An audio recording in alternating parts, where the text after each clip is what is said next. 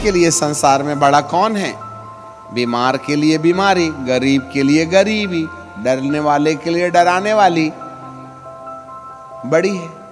पर जो संसार में बड़े से बड़ा है ना, उससे भी बड़ा तुम्हारे अंदर रहता है, जिसने तुम्हें चाबी दे रखा है। हालेलुया।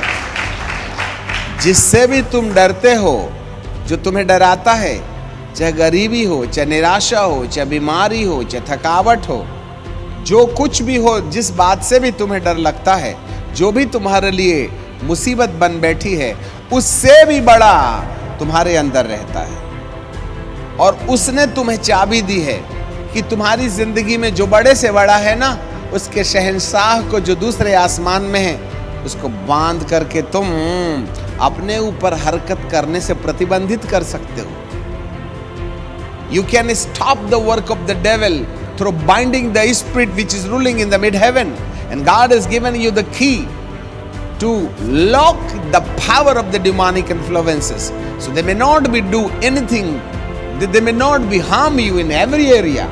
आपके जीवन के किसी भी क्षेत्र के अंदर में अंधकार की सत्ताएं आपका किसी प्रकार का कोई नुकसान नहीं पहुंचा सकती हैं, क्योंकि यदि प्रभु तुम्हारे अंदर है तो वह जो बड़े से बड़ा है, उससे भी बड़ा प्रभु तुम्हारे अंदर है, जिसने तुम्हें चाबी दिया है कि तुमको जो कुछ भी पृथ्वी पर बांधने का विश्वास आ जाए तो मैं उसको आसमान में बांध दूंगा।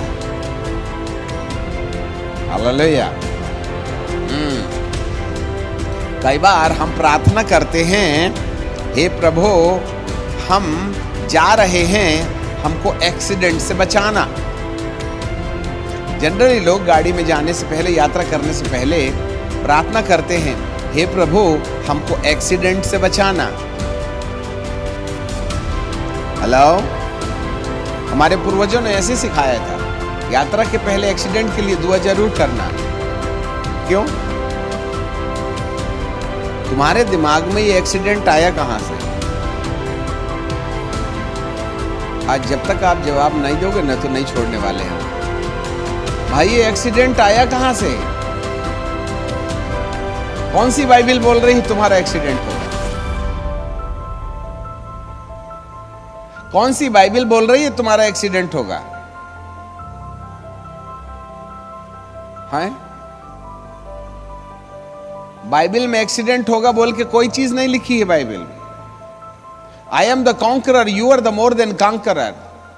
तुम जयवंत से बढ़ के हो, और एक्सीडेंट होगा तो उल्टा सीधा ब्रेक मारने से होगा, कुत्ता आएगा तो होगा, और नहीं तो पोस्टर पढ़िए और सामने वाले की गाड़ी में ठपैक कर दीजिएगा, और फिर कहते शैतान ने मेरा एक्सीडेंट करा दिया। तो शैतान कहेगा, रे बाबा तू तो मेरे को फुकट में बदनाम कर रहा, मेरे से पूछ के पोस्टर देख रहा था क्या? आपको दिमाग से एक्सीडेंट होगा बोल के निकाल देना है, ये भले विचार नहीं है। और जब कभी भी ऐसा ख्याल आए तो in the name of Jesus हम तुझे आज्ञा देते हैं, मेरे दिमाग से निकल। समझ रहे हैं बात को? वाह वाह वाह वाह। मेरा परमेश्वर ने आपको चाबी दिया है। यदि आप परमेश्वर की ओर से चुन लिए जाने के बाद मसीहा को परमेश्वर का पुत्र जानते हैं, तो परमेश्वर पिता ने आपको चाबी दी है, और उस चाबी का इस्तेमाल करना है सबसे पहले आपके दिमाग के अंदर में आने वाले उन तमाम नकारात्मक ख्यालों को जो आपको ज़्यादातर परेशान किया करते हैं, जिससे आप अपना विश्वास खो देते हैं, जिससे आप अपना अधिकार खो देते हैं, जिससे आप अपनी शक्ति खो देते हैं, जिससे आपका विश्वास रूपी जहाज डूब जाता है। समझ में आ गई बात? चाहे बात सपने में आए, चाहे बात अब आप ही बताइए सपना होता क्या है?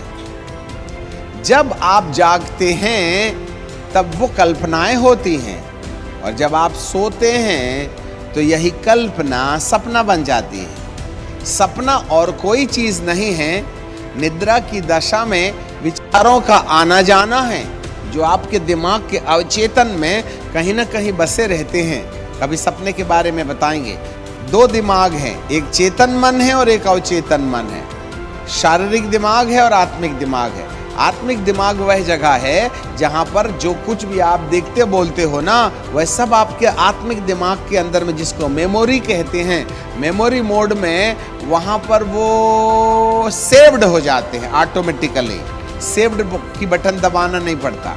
जब आप सो जाते हैं तो चेतन मन जब बंद कर देता है अपना काम करना, तो इंफॉर्मेशन अवचेतन से आती है। जो बंकर, जो हार्ड डिस्क में आपके ना मेमोरी मोड में जो ढेर सारे ख्याल देखने, सुनने, बोलने से आ गए हैं, उसमें से कहीं ना कहीं करोड़ों की संख्या में विचार होते हैं। तो ढेर सारी फाइलें हैं दिमाग के अंदर। एक फाइल से एक विचार आया, दूसरी फाइल से दूसरा विचार आया, तीसरी फाइल से तीसरा विचार आया, चौथी फाइल से चौथा विचार आया, और ये अलग अलग फाइलों से विचार आकर के एक कहानी बन जाते हैं जो कुछ टूटी और फूटी होती है। कभी भी सपने बिल्कुल सीक्वेंस में और सीरीज में नहीं रहते। मैं जा रहा था, जाते जाते एक पेड़ देखा, पेड़ देखते देखते फिर मेरे को पता चला मैं तो घर में बैठा हूं। अरे भाई, तू जा रहा था तो आगे की कहानी भी तो बता, तू घर में पहुंच कैसे गया? इसका मतलब ये सपने में जो फ्लक्चुएशंस है, वो अलग अलग फाइल से थॉट्स आते हैं थोड़े समय के लिए और फिर टूट जाते हैं, फिर दूसरी फाइल खुल जाती है, फिर टूट जाते हैं, फिर दूसरी फाइल खुल जाती है। इसे कहते हैं सपना। तो सपने में भी जब कभी भी कोई ना तुम्हें डराए चमकाए, तो अपने सिर में हाथ रखना खुद ही का और कहना, यीशु के नाम में रात को जो भी सपना आया ना, मैं अपनी दीदी से लड़ रहा था, उसको खूब पीट पाट रहा था, आए तू फालतू के विचार, तू आया कहाँ से? आए यीशु के नाम में मैं तुझे आज्ञा देता हूँ, मेरे दिल दिमाग से निकल जा, क्योंकि मैं अपनी दीदी से क्यों लड़ूंगा उसको? यीशु के नाम में हमारे भाई बहन के बीच में झगड़ा पैदा करना चाहता है विचार? यीशु के नाम में तुझको खारिज करता हूँ। मैं तुम्हें, जो कुछ तुम पृथ्वी पर बांधोगी वह स्वर्ग पर बंध जाएगा। बेचारी कुछ भी नहीं की, सपना में देखे तब से कह रहे हो अच्छा। सपने के चक्कर में प्यार कम हो गया आपका, जबकि उसमें कोई रियलिटी नहीं। हालेलुया। सो आज आपके लिए इतना ही बहुत है। वैसे ट्रीटमेंट तो आपके ही हाथ में है, पर कई बार हम इन चाबियों को इस्तेमाल नहीं करते। आपसे आप पापा को देख के दिमाग खराब हो जाता, अरे डैड आ गए, दिमाग खराब हो गया, चल पीछे वाली गली से। पापा अंदर लेकर के स्कूटर घुसे कि नहीं कि पीछे के दरवाजे से? आपको अपने बाप से इतनी नफरत क्यों है? अपने सिर में हाथ रखो।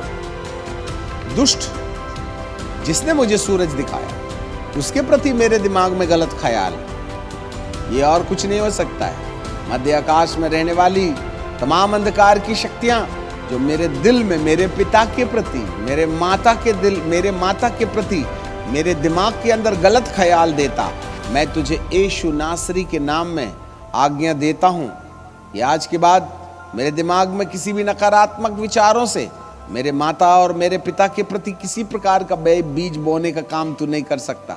इसलिए मेरा पीछा छोड़, जो मुझ में है वह उससे जो संसार में है बड़ा है। चल फूट पतली गली से।